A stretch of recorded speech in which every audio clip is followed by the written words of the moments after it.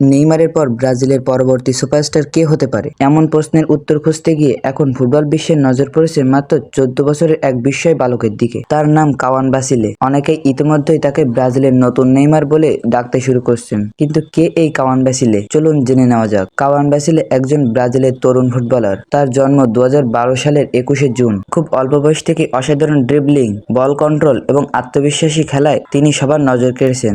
বর্তমানে তিনি ব্রাজিলের ঐতিহ্যবাহী ক্লাব সান্তোস এফসি এর যুব একাডেমিতে প্রশিক্ষণ নিচ্ছেন। এই ক্লাব থেকে একসময় উঠে এসেছিলেন ফুটবল কিংবদন্তি পেলে এবং ব্রাজিলের তারকা নেইমার জুনিয়র। তাই স্বাভাবিকভাবেই কাওয়ানকে ঘিরে প্রত্যাশাও অনেক বেশি। মাত্র 8 বছর বয়সেই তিনি বিশ্বের বিখ্যাত ক্রীড়া ব্র্যান্ড নাইকের সঙ্গে চুক্তি করে আলোচনায় আসেন।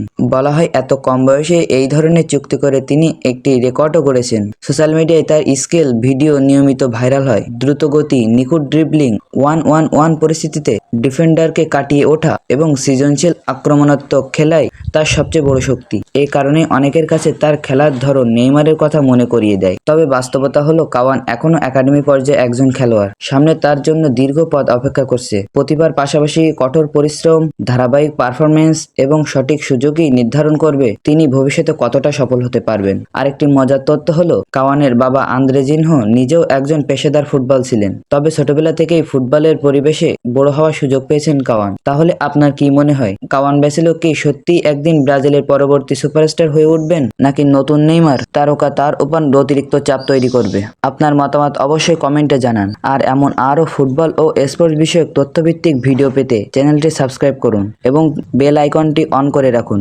ধন্যবাদ। সবাই ভালো থাকুন, সুস্থ থাকুন।